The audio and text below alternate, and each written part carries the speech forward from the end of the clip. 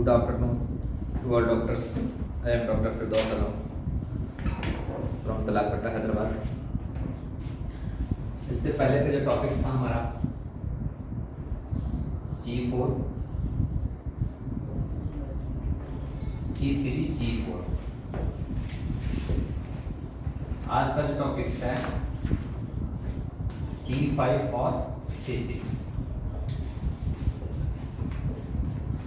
दो टॉपिक्स आज लिए हैं जो बहुत इम्पोर्टेंट रेमेडीज है, जिसमें हमारा C5 में 5 प्लांट है, जिसमें एक प्लांट चेंज हुआ है जिसका नाम है फाइटोलक्का डिकेंड्रा। फाइटोलक्का डिकेंड्रा ये एक ऐसे रेमेडीज है कि जो हमारे पूरे मसल्स को, सेल्स को रिपेयर करने का काम करता है।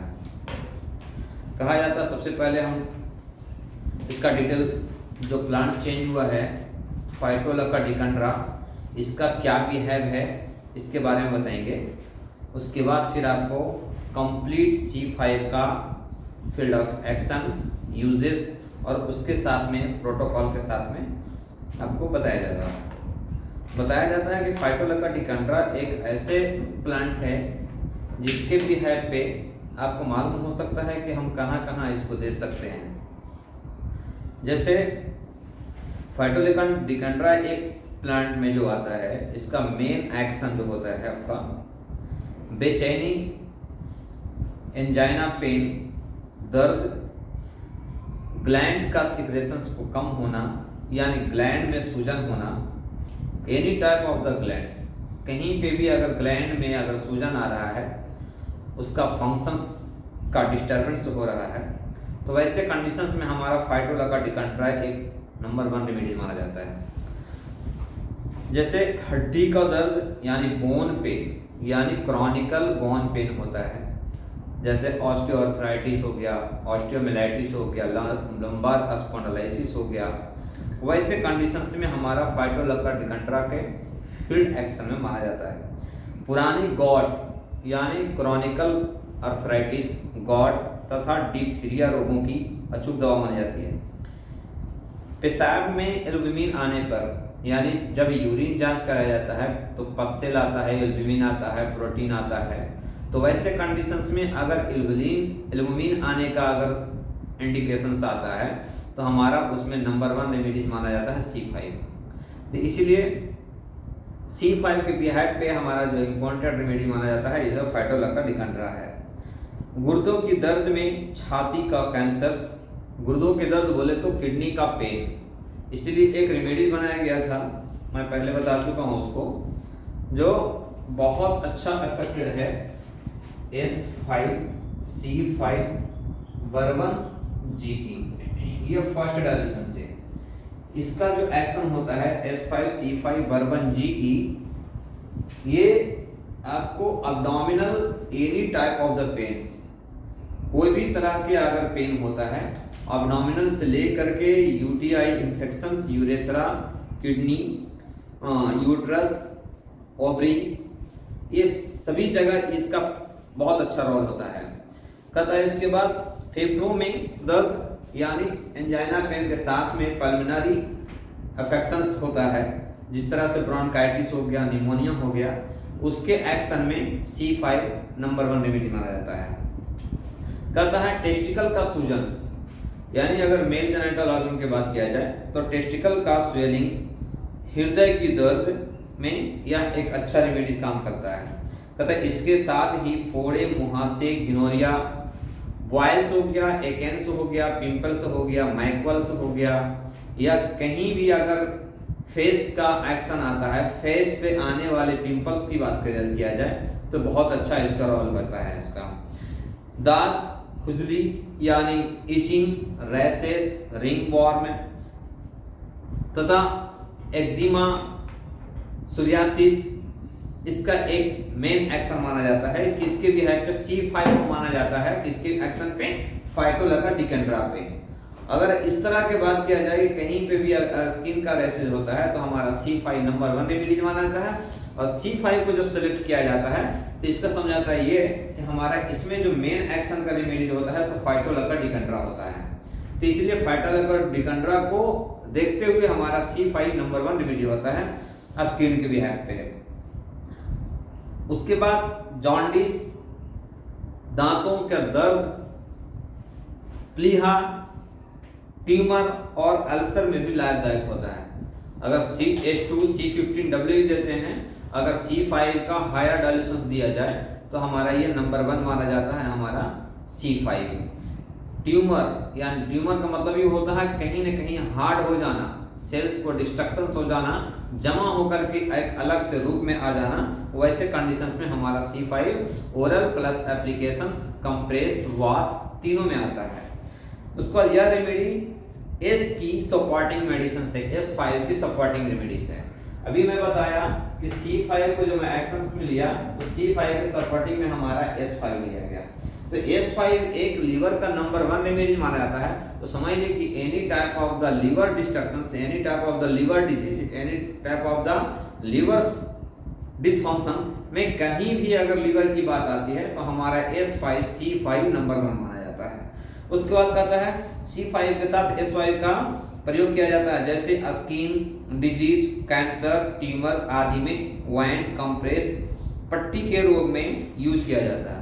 अब सोच लिए कहीं पे भी अगर हम S5 के साथ में C5 देते हैं और उसके साथ में जब उसके मेडिसिन और आगे का ऐड किया जाता है तो हमारा जगह चेंज हो जाता है। S5 C5 बर्बन जी की दे दिए तो हमारा एब्डोमिनल पेन कर दिया आपको। अगर A2 S5 C5 P2 BE। अब देखिए A2 S5 C5 P2 BE अगर दे रहे हैं तो हमारा ये लंग्स पे काम करने वाला है। तो जिस तरह से हम अगर इसको एक्शन चेंज करते जाएंगे उसी तरह से हमारा मेडिसिन का एक्शन चेंज होने के बाद हमारा जगह चेंज हो जाता है और उसका कैटेगरी चेंज हो जाता है। तो ये जो था हमारा फाइटोलक्का डिकैंड्रा का एक एक्शन था कि इसके बिहाफ पे हमारा C5 को लिया गया है और C5 को लेने के बाद C5 हमारा कहाँ कहाँ काम करता है उसके हिसाब से आपको फाइटोलक्का डिकैंड्रा को नंबर 1 माना जाता है उसमें। अब देखिए चलते हैं हम C5 का आगे में जो बताया जाता है कि C5 का क्या रोल है आगे का। कहता है यह औषधि S5 की सपोर्टिंग रेमेडी माना जाता है C5 को। इसका उपयोग जो है सो बाह्य रूप से त्वचा के रोगों में होता है। यानी C5 ज्यादातर जो है सो स्किन के ऊपर यानी मसल्स के ऊपर का वर्क करने वाला काम करता है ये, जैसे कैंसर, ट्यूमर आदि में मरहम, कंप्रेस तथा पट्टी के रूप में प्रयोग किया जाता है। कहता फेफड़ों की नासूर हो जाने पर तथा सेल्स की बर्बादी की दशा में प्रयोग किया जाता है। यानी कहीं पे भी सेल्स का डिस्ट्रक्शन हो रहा है, सेल्स का हमारा बर्बादी हो रहा है, सड़ने और गलने की सिस्टमेटिक दिख रही है तो वहां पे हमारा C5 नंबर 1 माना जाता है। उसके बाद कहा जाता है जब ज्यादा घेंगों की ग्रंथि यानी ग्वाइटर, यानी जब माना जाता है हमारा थायराइड ग्लैंड का जो ग्वाइटर होता है उसके साइड में वहां पे इसका ग्वाइटर की सूजन हो जाना प्लस यूरिन ब्लैडर की सूजन हो जाना प्लस थोरैट में प्रॉब्लम होना प्लस चेस्ट कैंसर होना, इंटेस्टाइनल का फोड़ा तथा गुत्थी की बाह प्रयोग में लाई जाती है। कहीं पे भी अगर गिल्टी के जैसे ग्लैंड का सिक्रेशन करना कम कर देता है जिसके कारण से वहां पे स्वेलिंग आ जाता है तो वैसे कंडीशंस में हमारा क्या होता है ये हमारा C5 नंबर 1 रेमेडी माना जाता है। कहता है उसके बाद यह औषधि P2 की भांति भी कार्य करती है। कहा जाता है कि P2 जिस तरह से हम ऐड करते हैं, कहाँ ऐड करते हैं P2 को कि कहीं पे भी अगर सेल्स को ज्यादा डैमेज होने लगता है तो वहां पे any type of the organs उसमें कहीं पे भी हम P2 को ऐड करते हैं। जैसे में intestinal TB,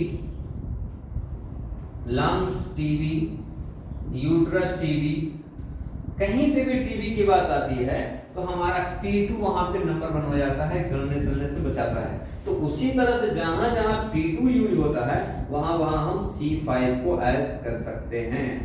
S5 C5 A2 P2 देते हैं प्लस H6 C6 P2 देते हैं। तो उसी तरह से अगर अब जो रह गया C5 का एक एक्शन जो होता है हमारा मसल्स और टिश्यू को बिगड़ने से रोकता है वो, ठीक है। उसके बाद बताया जाता है यह औषधि P2 की भांति भी काट करके शिराओं को फूलने में यानी वेरिकोस वेन यानी आर्टरी प्लस वेन दोनों पे कहीं पे भी अगर इन्फ्लामेशन होता है तो हमारा ये नंबर 1 रेमेडी माना जाता है। शिराओं को घाव में तथा बादी बवासीर में A2 इसलिए तो बताया जाता है ना A2 C5 F1 L1 Ven1 Ver1 GE A2 C5 Ven1 Ver1 L1 F1 GE। ये एक ऐसे मेडिसिन हैं कि जो उसका एक फॉर्मूला हम सेट कर चुके हैं। ये C5 एक ऐसे रेमेडीज है यहाँ पे C5 का एक्शन होता है। अगर ये C1 दिया जाए, C2 दिया जाए, C3 दिया जाए, C4 दिया जाए, C6 दिया जाए, C10 दिया जाए, C और 17 दिया जाए, 15 दिया जाए और C17 दिया जाए, ये एक बहुत अच्छी रेमेडी है। A2 C5 Ven1 Ver1 Ven1 Ver1 L1 F1 GE सिर्फ P2 और इसमें एक P2 भी दिया जाता है, राइट, थैंक यू। ये P2 दिया जाए तो हमारा एक यहाँ से एक रेमेडीज को चेंज करने के बाद हमारी पूरी ऑर्गन को फंक्शंस को चेंज करता है। अगर हमारा C5 दे रहे हैं तो हमारा लीवर पे काम आ जा रहा है, कहीं पे भी ग्लैंड पे काम आ जा रहा है। C2 दे रहे हैं हमारा यूट्रस पे काम आ जा रहा है। C3 दे रहे हैं हमारा स्किन प्लस जेनिटल ऑर्गन पे काम आ रहा है। C4 हमारा दे रहे हैं बोन पे काम आ रहा है। C6 दे रहे हैं हमारा किडनी पे काम आ रहा है। C10 दे रहे हैं हमारा इंटेस्टाइनल पे काम आ रहा है।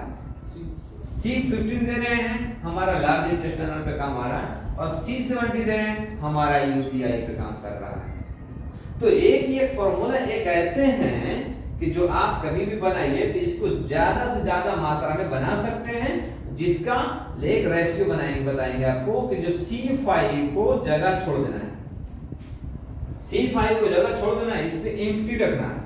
इसका रेशियो भी एम्प्टी पर मान के चलिए हमारा ये 4 ml 4 ml 4 ml 4 ml 4 ml 30 ml के बेस बनाए, तो जिसमें हमको ये 4 ml यहाँ पर भी एक स्पेस रखना है, जिसके जगह पे जो ऑर्गन का रेमेडी हम इसमें ऐड करेंगे वहां पे हमारा ये मेडिसिन पहुंच जाता है, ठीक है। इसके पहले मैं बताया था कि बेस 2 में हम डाल दिए H3 और C3, तो बेस 2 में H3 C3 दे दिए, कहां चला गया हमारा जेनिटल ऑर्गन 6 पे चला जाएगा, स्किन पे चला जाएगा। अगर हमारा दे दिए H4 C4 दे दिए तो हमारा कहां चला जाएगा, बोन पे चला जाएगा। H5 C5 दे दिए चलेगा हमारा लीवर पे चला जाएगा। तो उसी तरह से हमारा ये जो था इसमें दोनों दिया जाता है, लेकिन इसमें जो सिर्फ खाली दिया जाता है C ग्रुप का। तो C ग्रुप का जब देते हैं तो हमारा क्या काम था, C ग्रुप फंक्शन का, स्ट्रक्चर का। तो C ग्रुप हमारा जो काम करता है स्ट्रक्चर का काम करता है, ठीक है। तो स्ट्रक्चर कहीं पे भी कोई भी ऑर्गन में स्ट्रक्चर का अनबैलेंस हो रहा है, स्ट्रक्चर का डिस्ट्रक्शन हो रहा है, स्ट्रक्चर का कहीं शेप बिगड़ रहा है, कोई भी ऑर्गन का शेप बिगड़ रहा है, तो हमारा C ग्रुप का कुछ भी अगर दे देंगे तो हमारा ये काम कर जाता है। तो एनी टाइप ऑफ दिस, कहीं पे भी अगर साइज की बात आ रही है, आकार चेंज हो रहा है, यानी उस पे वर्क करना कम कर दे रहा है, स्वेलिंग आ रहा है, तो हमारा C ग्रुप का इसमें कोई भी ऐड कर सकते हैं। अगर कर दिए तो जहां डिजीज अगर जो रेमेडीज हम डालेंगे वहां आसानी से वो पहुंच जाता है आपको। कहीं पे भी स्वेलिंग हो, जैसे फिस्टुला हो गया, गैंग्रेन हो गया, लीवर हेपेटोमेगाल हो गया, बल्कि यूट्रस हो गया, ओवरी का साइज बढ़ गया, इंटेस्टाइनल में प्रॉब्लम हो गया, कहीं पे भी अगर डिसीज आता हो तो उसी तरह से सब रेमेडीज हमारा इसमें इंडिकेट किया हुआ है कि C4 हमारा बोन पे, C5 हमारा लीवर पे, C2 हमारा यूट्रस पे। तो इस तरह से वर्क करने वाले पे हमारा ये वर्क करना शुरू कर देता है। कहता उसके बाद देखते हैं फेफड़े को रोग में C5 तथा एंजाइटिको के संबंध एक दूसरे से C5 पल्मोनरी सेल तथा ब्रोंकी पर अपना प्रभाव पड़ता है। ये बताया हमने कि अगर A2 के साथ में ये हमारा A2 के साथ में C5 और S5 दे देते हैं तो हमारा समझिए एक तरह से मेन एक्शन पे आ जाता है, जैसा बताया था उसी तरह से हम बताया अभी कि आपको इस तरह से कंडीशंस अगर ऐड किया जाता है तो हमारा ये वर्क करना शुरू कर देता है। C1 उसके बाद कहता है कॉन्स्टिपेशन। अगर हमारा कॉन्स्टिपेशन भी हो रहा है तो हमारा C5 नंबर 1 काम करेगा, क्योंकि हमारा बेल1 और वन1 और L1 F1 भी हमारा कॉन्स्टिपेशन पे काम करता है। जैसे कॉन्स्टिपेशन के लिए एक मैं फार्मूला बताया था, S5 C5 H10 C10 F1 वर1 पाई। अब देखिए इसमें क्या क्या है, हमारा ऑर्गेनो बूस्टर में क्या क्या जा रहा है, ORG में क्या जा रहा है, C10 भी जा रहा है, C5 भी जा रहा है, तो दो जगह जा रहा है। तो हमारा इंटेस्टाइनल पे भी काम कर रहा है और हमारा लीवर पे भी काम कर रहा है। तो any type of the destructions of the metabolic disorder, एक तरह से हमारा कहीं पे भी अगर गैस बनने के सिम्टम दिख रहा है, लार्ज इंटेस्टाइनल और स्मॉल इंटेस्टाइनल, कहीं पे भी अगर डिश हमारा शेप चेंज होने का चांस हो जा रहा है, हिपैटोमेगाली हो गया, लीवर का साइज चेंज हो गया, या तो फिर लंग्स का साइज अगर चेंज हो गया, या तो हमारा इंटेस्टाइनल का साइज चेंज हो गया, या तो यूट्रस का साइज चेंज हो गया, तो कहीं पे भी हमारा इस कंडीशंस में हम उसको सेट करके उसको दे सकते हैं। एक तरह से ये नंबर 1 एक फॉर्मूला है जिसके ऊपर से एक मेडिसिन चेंज करने के बाद आपकी जहां भेजना है वहां जा सकता है। उसका मतलब C1 एक प्रमुख ग्लैंडुलर रेमेडीज है।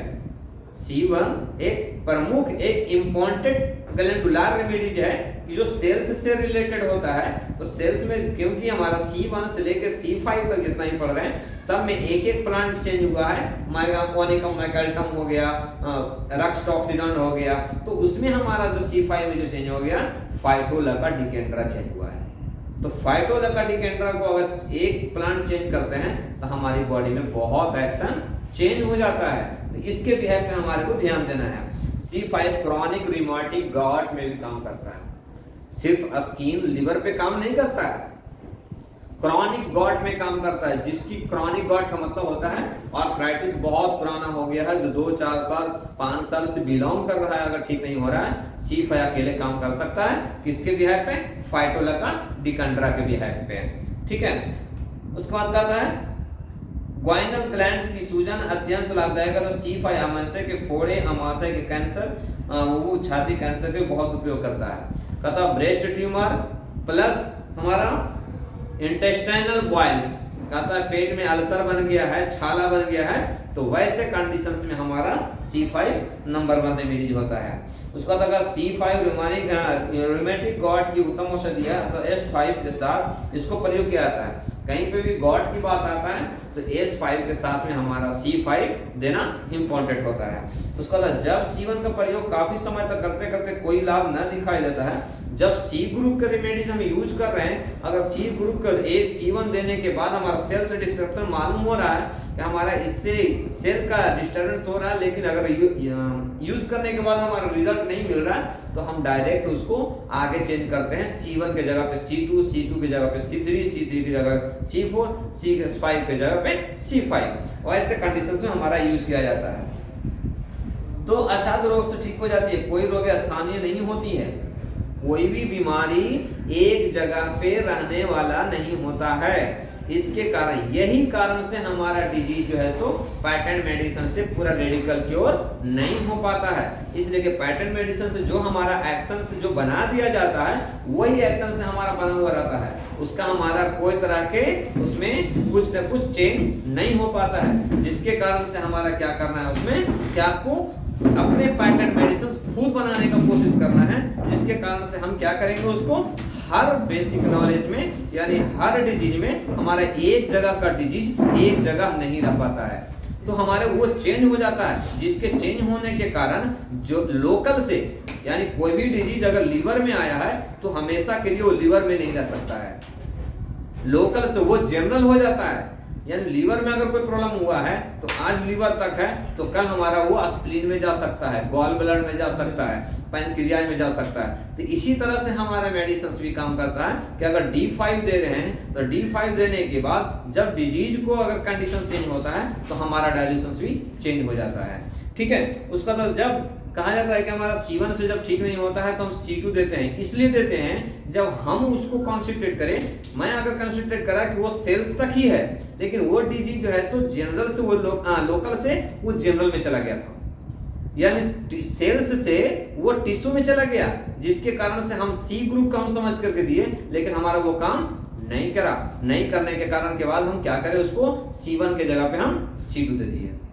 जब C2 से भी अगर दिए, अगर एक बार में अगर कम हुआ, दूसरी बार में अगर कम नहीं हुआ, तो C2 से हम उसको सीधा चेंज कर देंगे C3 में कर देंगे। C3 से अगर दे रहे हैं, अगर नहीं कम हो रहा है, तो हम सीधा उसको C4 में कर देंगे। C4 से C5 एक हमारा है, एक बाहरी एरिया का लास्ट रेमेडी माना जाता है। यानी जितना भी आपको फंक्शंस स्ट्रक्चर को जितना भी मेंट करने का रहेगा, ये करेगा। उसके बाद अगर इससे भी अगर आगे नहीं जाता है, अगर ठीक नहीं होता है, तो हम C5 के बाद C6 जाता है। तो जब C6 जाते हैं तो हमारा C6 कहाँ काम करता है, किडनी पे काम करता है। तो अब पॉइजन को वो C5 तक अपने डिजोल्व होकर के हमारा स्वेटिंग वगैरह से निकाल कर ब्लड प्यूरिफाई के हिसाब से निकाल के करता है। लेकिन जब C5 से भी ठीक नहीं होता, C6 में जाते हैं, तो सीधा उसका काम आ गया किडनी से रिलेटेड, यानी वहां से वो यूरिन के थ्रू से ही बाहर निकालता हो।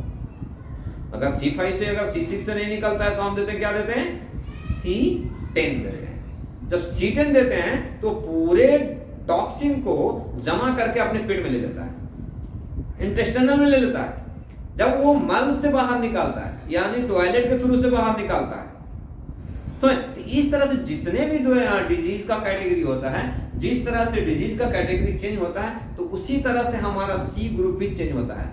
इसीलिए C ग्रुप पढ़ना बहुत इंपॉर्टेंट होता है, जो हमें फॉर्मूला बताए A2C1 B1 B1 L1 F1 GE P2।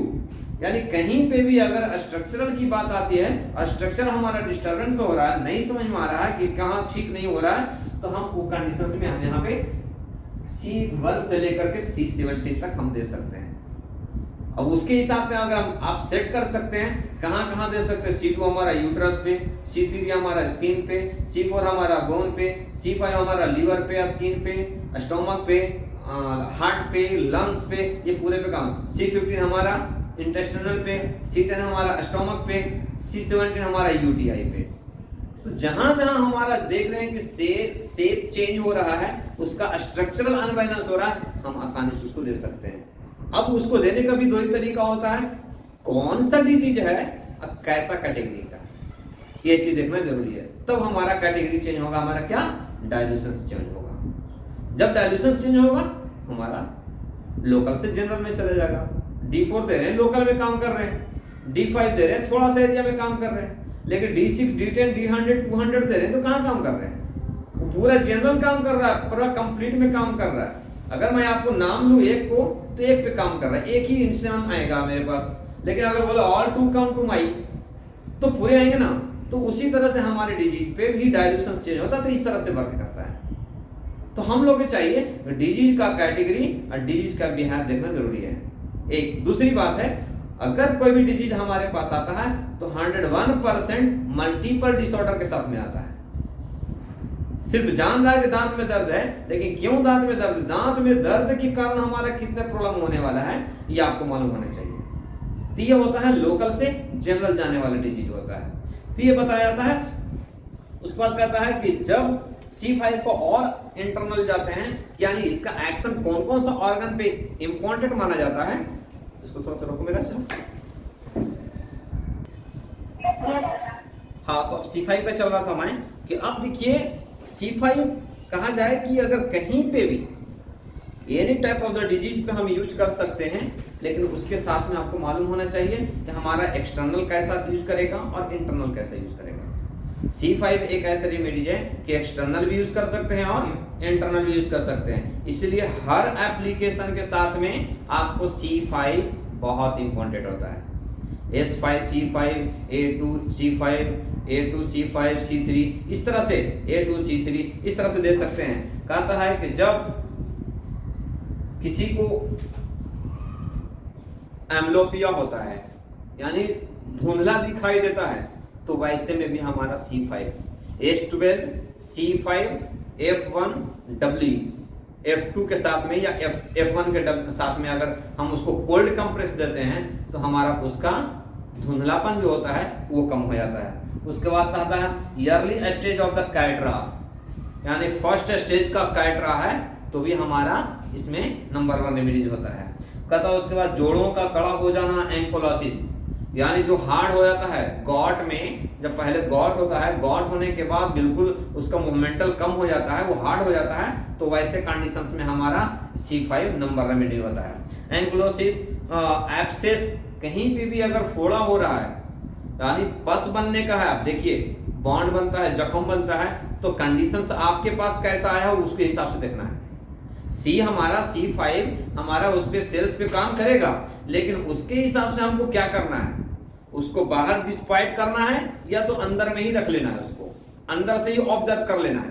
अगर C5G दे रहे हैं तो मसल से फोड़े को पानी को रूप में बाहर निकाल देगा, बाहर निकलने के बाद उसको सुखा देगा वो। अगर RE दे दिए तो वो पका देगा। अगर पस बाहर नहीं निकल रहा है, हमको फाड़ना है, यानी ये कंडीशन ऐसा नहीं है कि जो अंदर में सप्रेस हो सकता है, तो C5 वाली दे दीजिएगा तो A2 C5 वाली दे दीजिएगा तो पका देगा वो। पकाने के बाद वो बाहर निकल सकता है। उसके बाद कहता है क्रॉनिक कॉन्स्टिपेशंस।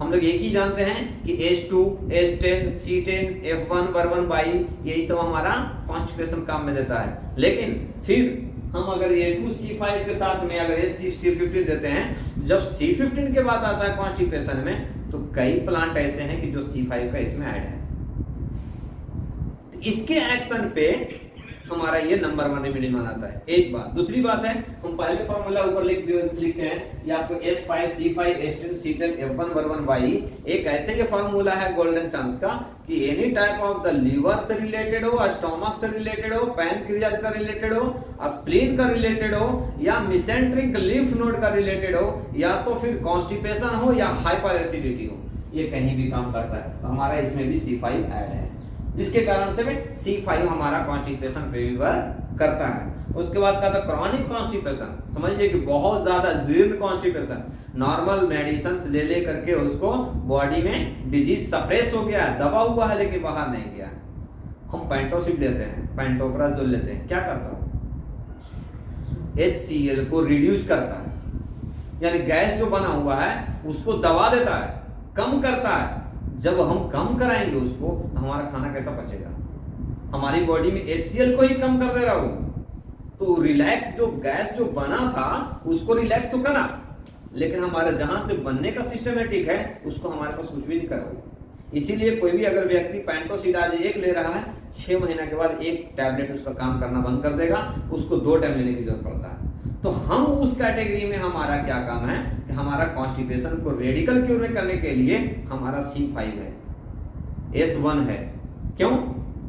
अब जब क्रॉनिक डिजीज होता है तो हमारा जाहिर सी बात है कि हायर डाइल्यूशन का वर्क करता है। तो जब तक हम क्रॉनिक में अगर हायर यूज नहीं करेंगे, आपको मेडिसिन काम नहीं करेगी और आपका बॉडी में डिजीज बढ़ जाएगा, क्योंकि ऑलरेडी वहां पे पॉजिटिव हो गया है, हम पॉजिटिव दे रहे हैं, तो क्या होगा, पॉजिटिव में स्पार्क करेगा, तो हम उस चीज को पॉजिटिव में निगेटिव और निगेटिव में पॉजिटिव के रूप में लग गया। इसलिए मैटी हमारा चेंज करके क्या कि जब पॉजिटिव है तो नेगेटिव दिया जाए, जब नेगेटिव है तो पॉजिटिव दिया जाए। तो ऐसे कंडीशंस में उसको बाद कहता है all type of the uterus, leaves, breast, skin, tongue, I etc। अब बताइए क्या बचा। सबसे पहले हम लीवर को देखे, फिर लंग्स को देखे, फिर हार्ट को देखे, फिर आई को देखे, फिर माउथ को देखे, फिर लिप्स को देखे, यूट्रस को देखे, ब्लैडर को देखे। यानी इसका मतलब यह है कि C5 वहां देना है जहां सेल्स से कोई ऑर्गन बना है। अब आप सोच सकते हैं कोई ऐसा ऑर्गन है कि जो सेल्स से नहीं बना है? हर ऑर्गन सेल्स से बना है।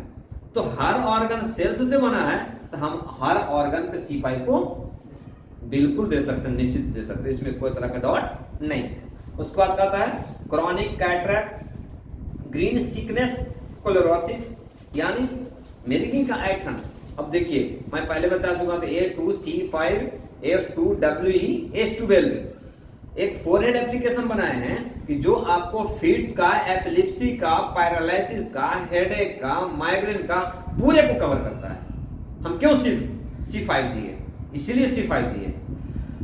A2 C5 F2 WE H12 ये एक ऐसी रेमेडीज है, ऐसे फॉर्मूला है कि नंबर 1 रेमेडीज। कहीं भी आपको अगर हेड से रिलेटेड अगर दर्द हो रहा है, आई से रिलेटेड अगर दर्द हो रहा है, वन साइडेड दर्द हो रहा है, या फ्रंटल पेन हो रहा है, साइड का दर्द हो रहा है, पीछे का दर्द हो रहा है, अगर ज़्यादा दर्द हो रहा है उसको पानी से नहाने के लिए बोल दिए, उससे आपको उसमें काम आ जाता है उसको, ठीक है। उसको बाद कन्वल्सन्स। कन्वल्सन का मतलब क्या होता है? हाथ पैर अकड़ जाना, यानी एक तरह से फिट्स दौरे के रूप में आना। कहता ना कि बुखार तेज होने के बाद कन्वल्सन आता है। तो आप C5 का एप्लीकेशन कर दीजिए, F2 के साथ में एप्लीकेशन कर दीजिए, A2 के साथ में एप्लीकेशन कर दीजिए। हेड रीजन में है तो H12 सिर्फ आंख पे काम नहीं करता है, उसका एक्शन आप देखेंगे तो क्या H12 सिर्फ नाम रखा आई ब्राइट, यानी आंख के लिए नहीं, हम उसको फिर एक ही बात को हम ध्यान में रखेंगे कि हमारा प्लांट क्या है उसमें। तो उसमें भी हमारा बहुत सा ऐसा प्लांट है कि जो हमारी बॉडी के कई ऑर्गन, जो हमारा आपका ब्रेन का सेरेबेलम और सेरेबेलम पे काम करने वाला है। तो हमारा कहीं भी कन्वर्सेंस होता है तो हमारा ब्रेन से रिलेटेड होता है ना वो, ठीक है। उसके बाद कहता है convulsions due to the epilepsy disease of the capillaries, यानी कहीं पे भी कैपिलरीज का डैमेज हो रहा है, जहां से ब्लड बनने का डैमेज हो रहा है, वहां पे भी काम करेगा। तो जाहिर सी बात है, बनने का काम है तो जाहिर सी बात है कि हमारा उसमें लीवर इन्वॉल्व है। तो लीवर है, हमारा लंग्स है, हार्ट है, तीनों इन्वॉल्व है। तो तीनों के लिए हमारा C5 नंबर माना जाता है, ठीक है। उसके बाद dysmenorrhoea, dropsy, diphtheria, deafness, diabetic mellitus, मैं बताया था आपको। डिफनेस के लिए C5GE